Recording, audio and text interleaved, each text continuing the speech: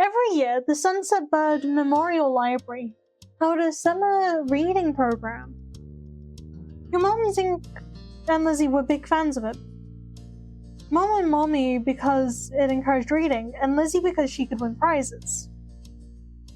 When it came to what you thought of having to read a bunch of books, and then going to the library with a competitive Lizzie, you hated it.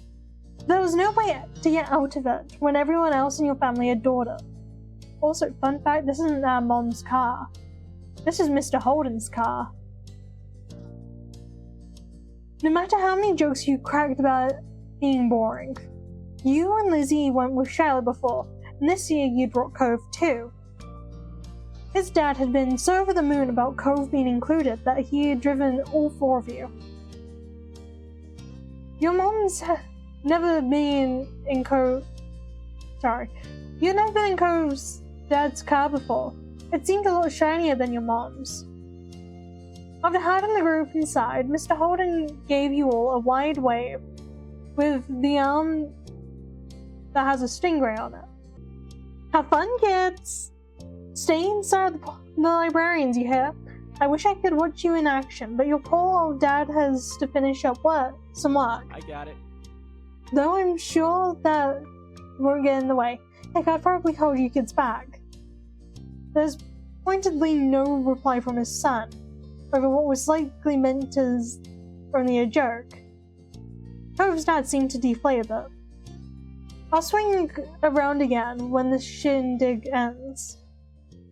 Yeah, you can go home now. Aww. You don't have to throw me out the door. Your sister already in full competition mode came off once. Cove looked grateful she was there. Come on! We have to go find a table, Mr. Holden. You can talk to Cove after we win. Okay, see you in an hour. Have fun, did I already say that? My advanced age is really catching up to me now. Oh, I find that kind of funny. Because, in step 1, right? He is actually 27. I wouldn't really say his advanced age.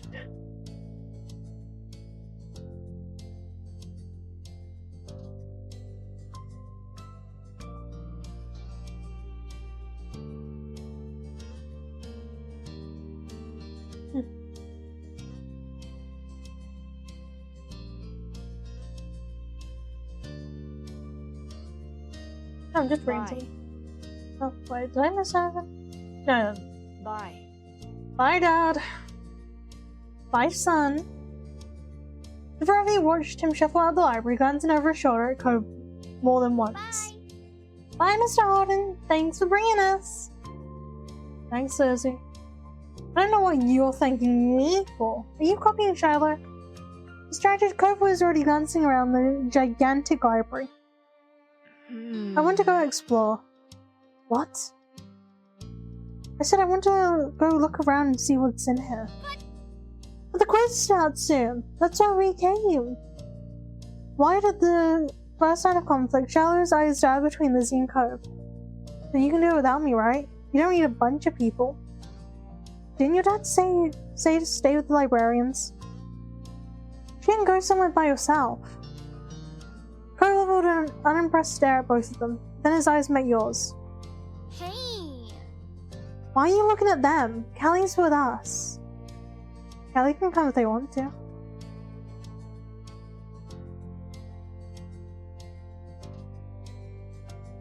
I'm gonna stick with Lizzie. You stay next to Lizzie. Her entire face lit up in a bright grin. Mostly because she becomes second place if we don't stay with her. The quiz might have been a drag, but staying with Lizzie was probably the most stress-free plan for today. But Cove, meanwhile, was making a face you couldn't read. Okay. Without another word, he turned and walked away on his own. Once again, Cove was gone. Lizzie's mind was immediately stuck on the quiz again. Alright! Right, let's win this one. Alright! I'll do my best. It only took a few minutes for your team to be set up with pencils and paper that had multiple choice questions to fill out. There were 10 normal ones and 2 bonus ones. You were glad everyone got their own paper. If groups had to share one, Lizzie would for sure write whatever she thought was best. From past experiences, you knew it wasn't worth trying to argue with her about different answer ideas. You'll just have to pick what you think is best and leave Lizzie and Shiloh, who always agrees with her anyway, to their own things. First question. It wants to know what fruit was giant in the shared book with a boy named James? I should know this one, but you guys pick whatever you want. Starting answer you marked on the quiz was peach. Giant peach. You gave Lizzie a tiny nod once you finished writing. Alright, what's question 2? Shiloh, come on, keep going. Let's keep going. This one asks, which member of the Bucket family is the protagonist who wins the trip to Willy Wonka's factory? Charlie quietly repeats the big words to himself all in one go. Maybe to make sure he got it right. Protagonist. That's the main character of the story. Thank you. Thanks. You're so smart, Lizzie. So who is it? Charlie. Callie. Right, Charlie. He looked back at the paper and wrote, Charlie. Without even giving your answer sheet a glance over, Lizzie scanned the question guide and looked at the next one. Kissing Cake Barlow was famous for one type of makeup. It wants to know which one it is. Nail polish, lipstick, blush. Blush? But isn't that not makeup? It's a normal thing. You can wear it on your face too. It's powdery red stuff. Oh? Oh. I don't know this book. Who's gonna guess? You looked at the options and picked her lipstick. Alright. That's a cool name she's got. I mean, just gonna go back a sec. Oh? It says Kissing Kate Barlow. I mean, it's kind of obvious. Oh? Alright, that's a cool name she's got. With that said, Shiloh took it upon himself to check the next question. Oh, I don't like this one.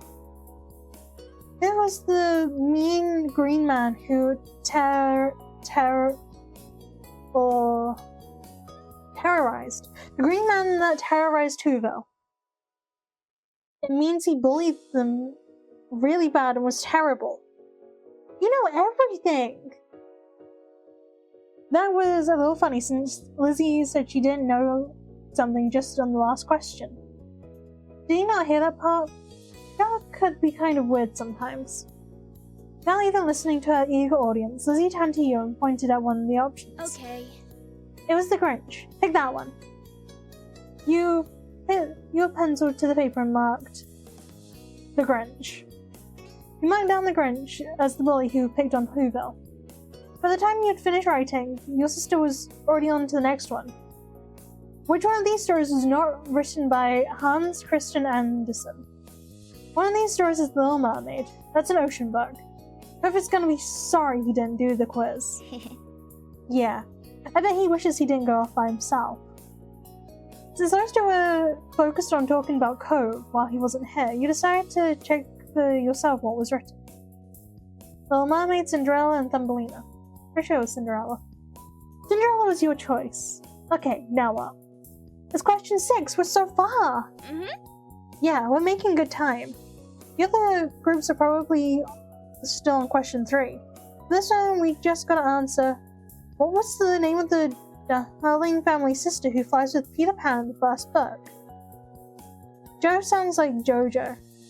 It's a good name. Your cat's name?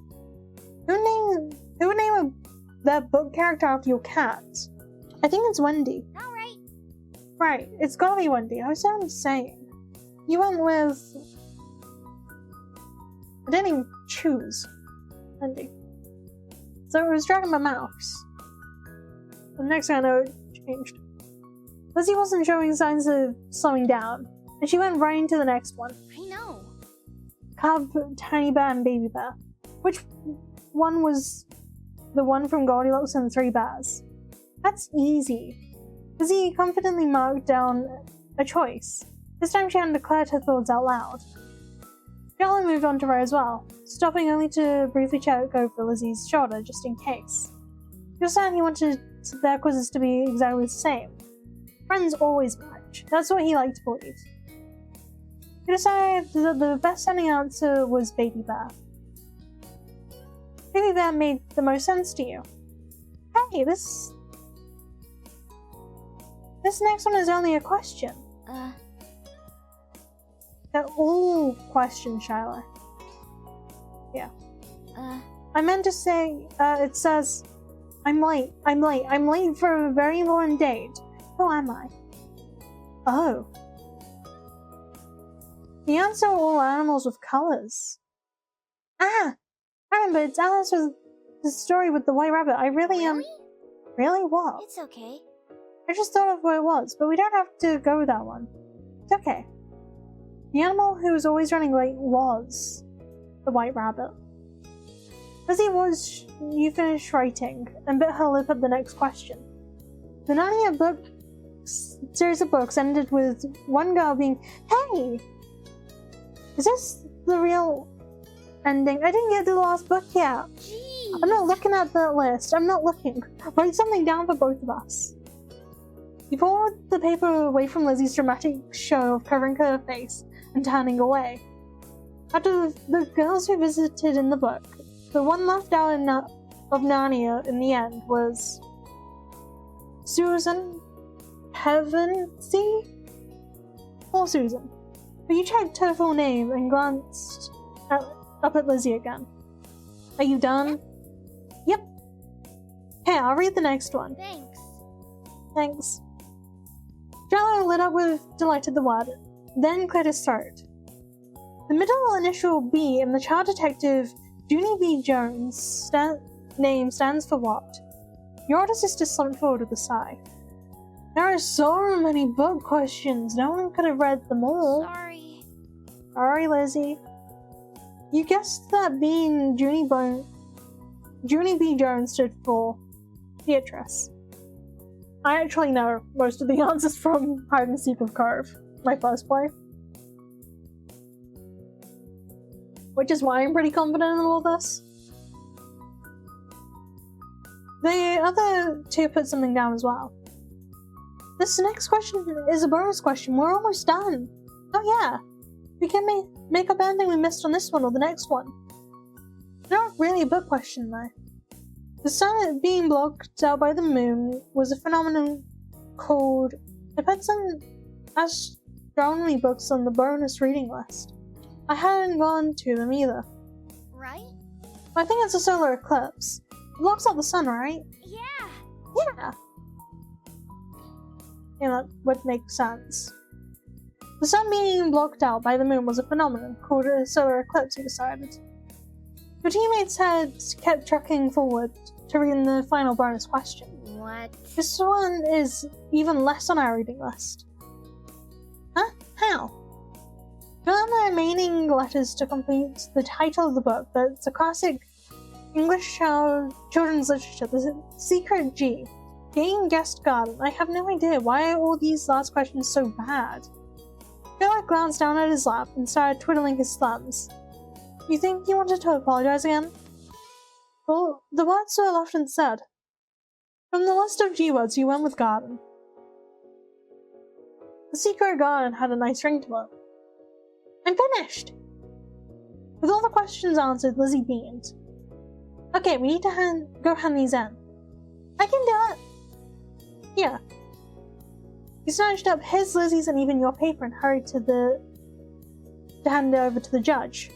Lizzie decided to get up from the table too. Hey, Callie. Thanks for doing this again.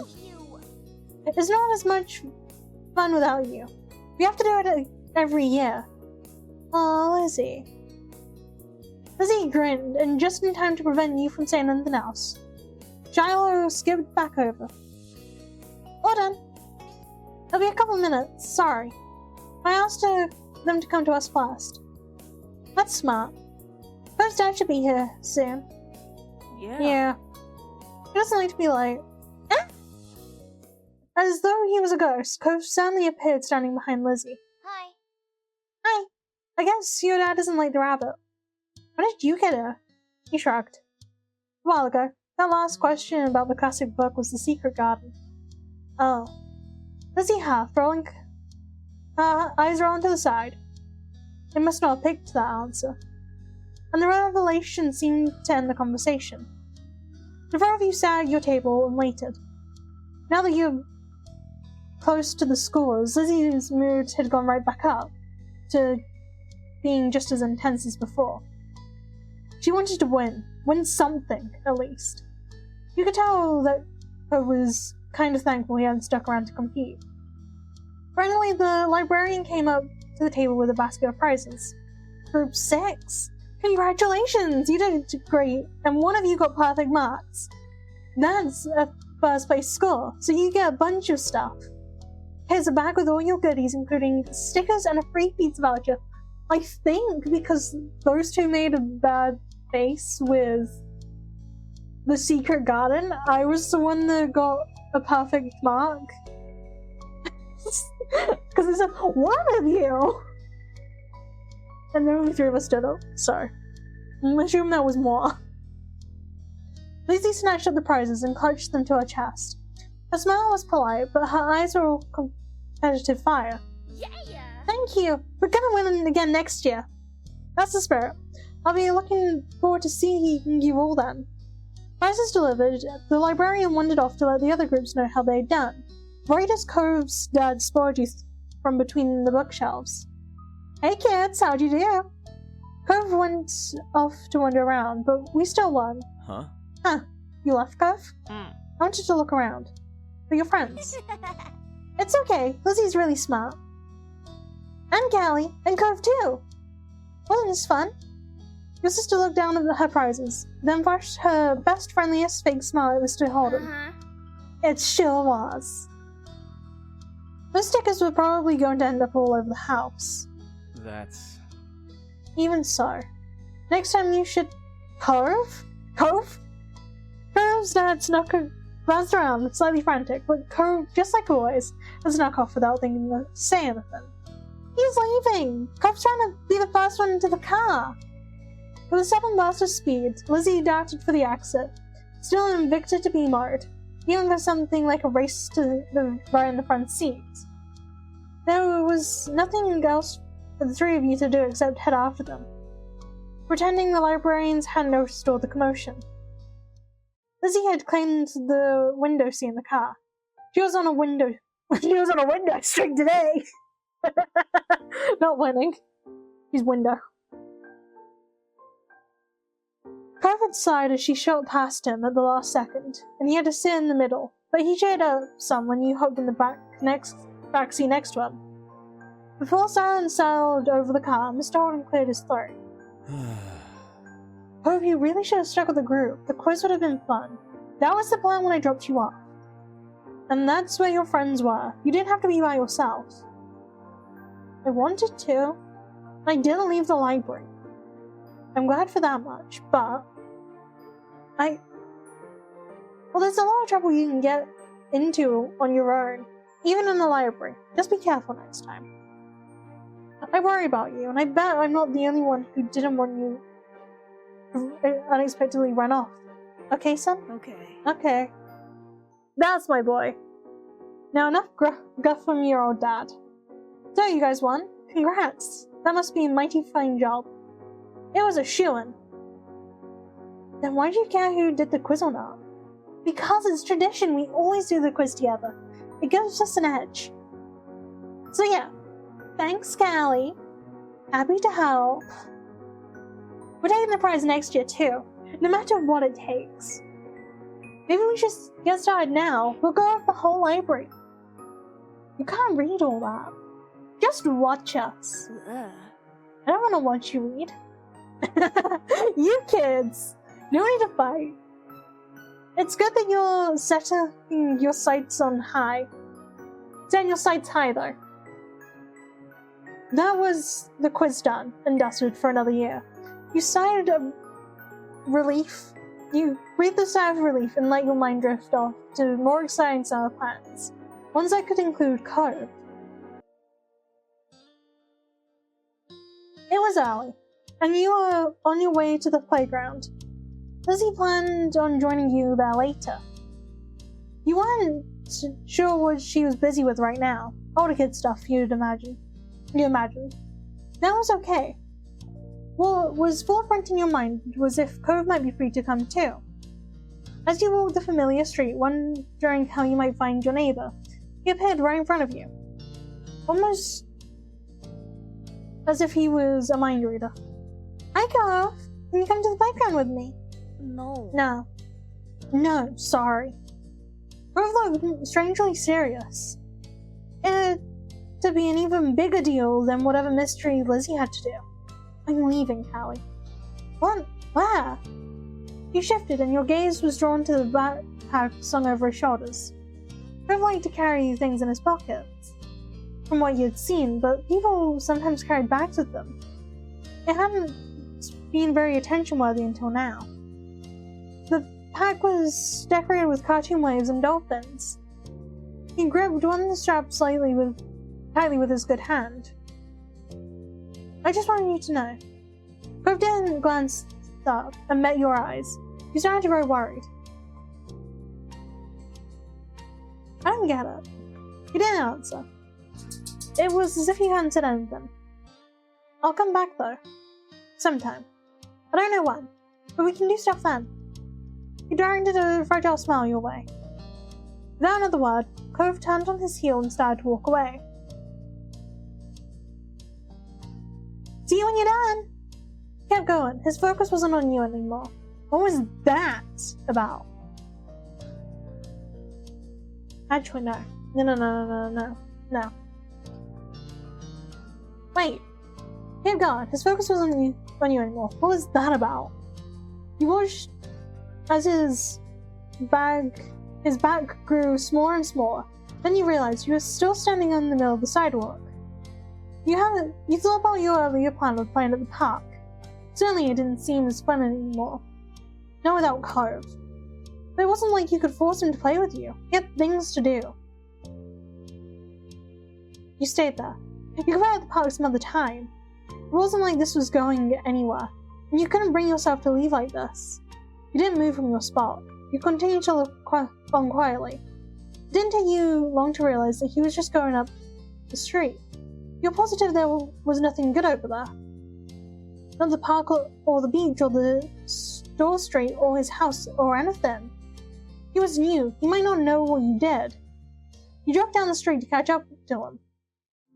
You slowed down once you reached his side. He glanced at you from the corner of his eye and frowned. Go away, Callie. I just wanted to say you're going the wrong way. There aren't any places the way you're going. His mouth twisted further. He didn't appreciate your warning. I'm still going. Hi, what are you doing? Walking. But why'd you have to walk that way? For a while, a deep sigh. You got the feeling that he was starting to get mad at you. I told you! I'm leaving. I'm going to be gone for a while. I still want to go with you. You can't. Why not? Cove came to a sudden stop. You almost kept walking ahead of him, because you weren't expecting it. My dad doesn't know. If you come, you'll get in trouble when he finds out. You felt a knot start to grow in your stomach. Not supposed to be leaving? His expression was grave. He shook his head. Dad isn't home right now. I left him a letter, so he won't get confused when he gets back. But you can't tell anyone about this, okay? You can pretend you never saw me. I have to tell someone. No, you don't. It's a secret. You shouldn't go to places like that on your own. What if something bad happens? But I said I'll be fine.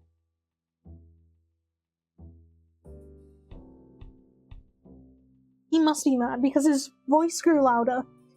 He probably thought you wouldn't tell on him. Sorry, Cove, but I've got to tell my moms if you go. It's not a good idea. Cove's face turned bright red. His hands tightened into fists at his sides. I'm never telling you anything again! Ever again! But then he stomped away, continuing down on the street anyway. I'm sorry! You thought about chasing him, then changed his mind. Cove was too upset to listen to you. Instead, you turned in the other direction, towards your home. Your moms knew what to do. When you go to your house, you saw... When you saw your house, though, the car wasn't in the driveway. They gone out someplace already? You raced to your front door, trying the doorknob. It was unlocked. You went inside, calling out your parents. Mom! Mommy! Panting for breath, you waited. There was no response. What did you do now?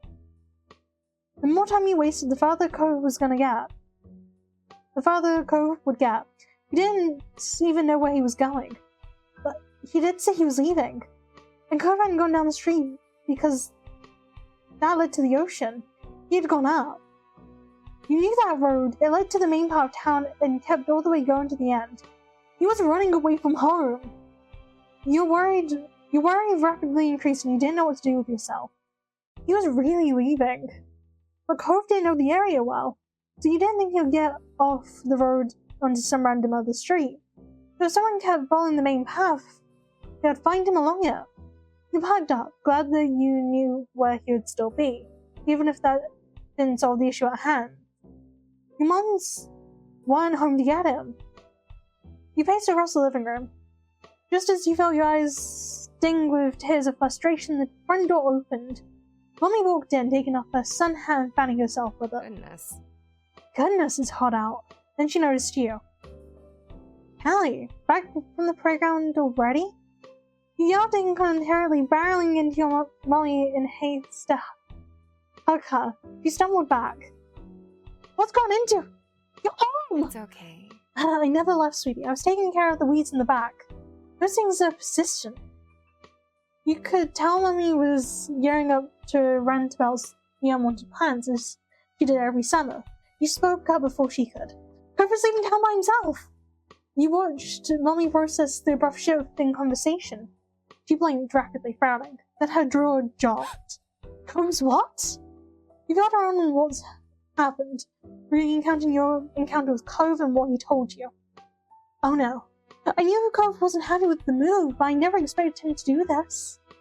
He's running down the big road. It was kind of a while ago when he left. I couldn't find you at first. It's alright, you did your best. You squinted at the clock in the living room. Mom should be back any minute, but we won't have the car until then. Mommy turned to you, patting your shoulder gently. Good job. Why don't you take a seat on the couch for now? You've done a good job. I need to call Mr. Holden while we wait here. Once she knows, I can look for him on foot. You were still full of restless energy, but you weren't as scared as before. Mommy was here, and soon Mom would be too. Everything would be fine now. By the time Mommy got off the phone, a car pulled up in the driveway. Mom and Lizzie entered soon after. Lizzie went upstairs, oblivious to the current crisis, while Mommy pulled Mom aside. It was quiet in the house, but you could hear them easily. Mommy was telling Mom what you told her, and Mommy looked at you, ushering you over. You hurried to them. Where did you say he'll be again, Callie? He's out on the main street. I think he's there. Oh god, I'll get the car and drive up and down the roads, see if I can spot him. Alright. In that case, I'll call the neighbors, and we can all look around the neighborhood just in case Cove changed his mind and went somewhere else. You watched as Mom picked the car keys and got ready to leave immediately again. Is Cove gonna be okay? Mom turned back to you, her features softening. She leaned down and hugged you briefly. Yes. Don't worry, Callie, he will be. She sounded more confident than you felt. Just like that, some of your worry faded away. You and Mommy saw Mom off. Mommy closed the door and turned to you.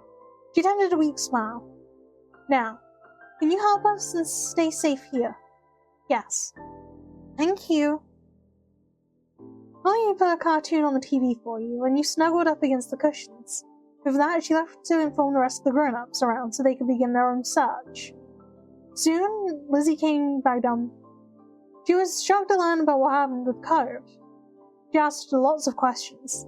It seemed she was interested not only because she was concerned, but also because it was the most exciting thing that happened this week. Lizzie sat on the couch to wait with you.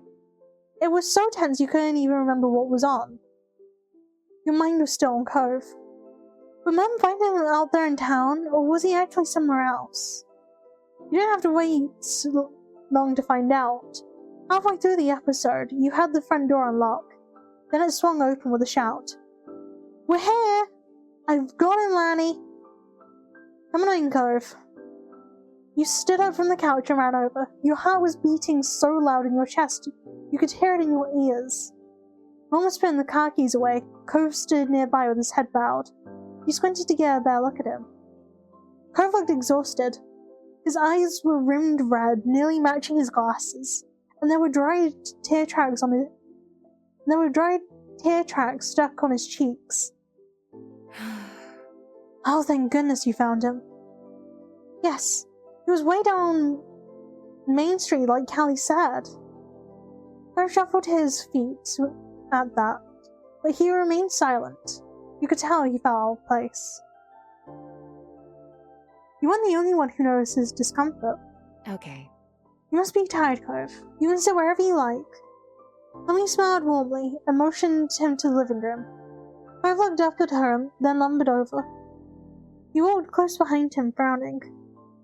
Cove was always pretty quiet, but this was a different kind of quiet. The living room wasn't far or separated by a wall, so you heard your mum's door open softly. You wanted to go see his mother. Poor thing. Well, That explains it, at least. Still, I'm not sure it excuses it. It was so dangerous to go off into town like that. He's having a hard time right now. You can't expect a child to handle it maturely. True, it can't be helped. But that's enough of that. We should tell Cliff and the others that he's here before the panic gets out of hand. There could be riots. Is that alright? I'll call, then go to the front to tell everyone to stay out there. You keep an eye on the kids. Make sure they don't take any more trips today. Got it, hun?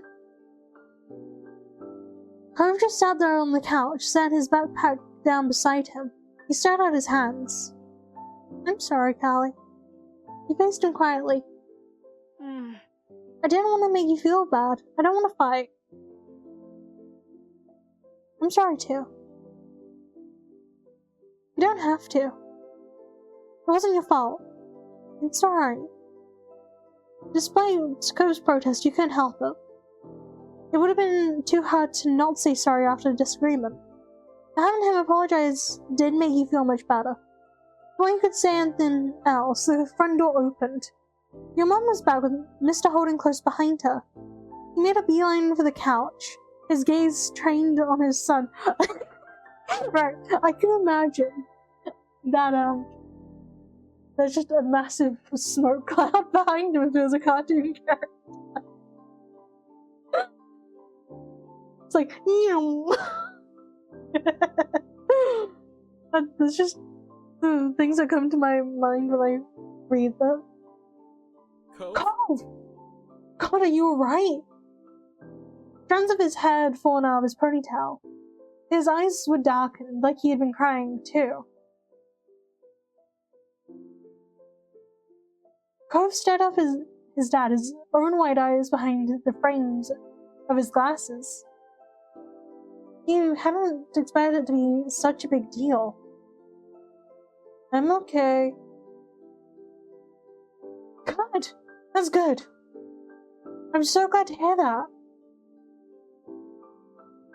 He clasped a hand on his son's shoulder, attempting to smile, but the corners of his lips twitched and spasmed, as if they wanted to roll into a frown instead. It seemed to have that effect on him. Mr. Holden turned to you, still grinning bleakly, then looked at your moms. "Thanks for your help, as always." He laughed pitifully. I'm sorry. "I'm very sorry for ruining your afternoon with this. I can't apologize enough." It's okay. "It was no trouble, Cliff. Really, it couldn't be helped in a way. Something was bound to happen sometime. We're just happy we could help, and that Cove's safe and sound. Not for the first time that day, you recalled your original meeting with Cove. He'd run away then too, only not as far as he had today. Cove must have had a similar thought because he mumbled an apology. Sorry, Dad. I won't leave anymore. Promise. Some life seemed to return to Mr. Holden, thanks to his promise. This time around, his smile was more genuine. I'm so glad. Well, that's a relief. Next time you feel like running off, come to me first, okay? We can talk about it. I'm here for you. Cove nodded. His dad reached out and mused his hair playfully, though he did make a face. Cove didn't try to dodge his hand as he usually did. Let's go home, bud. I bet you're as tired as I am. Mr. Holden took over carrying Cove's backpack, still clasping a free hand on his son's shoulder when he stood up from the couch. The five of you walked to the front door so you could see them off. Mr. Holden thanked your moms profusely, at least 3 more times before he walked out the door. Cove was made sure to follow. But he stopped and turned to you before stepping through the threshold. Thanks. Thanks, Callie. For what? Your mom said you were the one who told her where to get me. It was good. Then I went back. A tiny smile flitted across his lips. There and then it was gone. You hugged him. Before he was gone, you reached over to give him a hug goodbye after a hard day. He held you back more tightly than you could have anticipated, and you almost made a squeak out of a noise. I'm glad you're here. His embrace was tight but brief. He let go as soon as he said what he wanted to. And with that, Cove laughed. When we closed the door behind them, you were left feeling overwhelmed. Your fatigue must have been obvious because your mom sent you off for a nap, with no more discussion on what happened that day. Once your head hit the pillow, your eyes slipped closed on their own. After the nap, everything else was a blur. You were settled into bed for real late that night in what felt like a couple of moments. You woke up much more at ease than when you had felt when you were last conscious. It was almost like it was a dream, but it definitely wasn't. Your mom's faces when you saw them assured that. After breakfast, you were sat down, and your family went over yesterday's events in full. They were pleased you came to them the moment you had an idea where Cove disappeared off to. As a reward, your mom's promised to take you and Lizzie out for a treat later. It was more than a welcome change from the worry you'd been dealing with. Mr. Holden talked about Cove what to do too. Sorry, what happened to. He didn't know what was said exactly, but Mr. Holden forgave Cove immediately. He didn't do anything to punish Cove for running away. He blamed no one but himself for Cove's desire to leave home. You caught your moms discussing it once in hushed tones, frowning at each other. It was pretty serious. The word used you hadn't heard before was self-flagellation. Flagellation?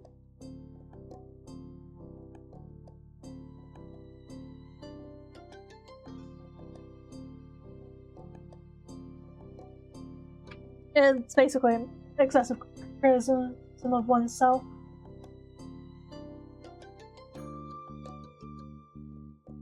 But there wasn't anything they could do to change Mr. Holden's mind.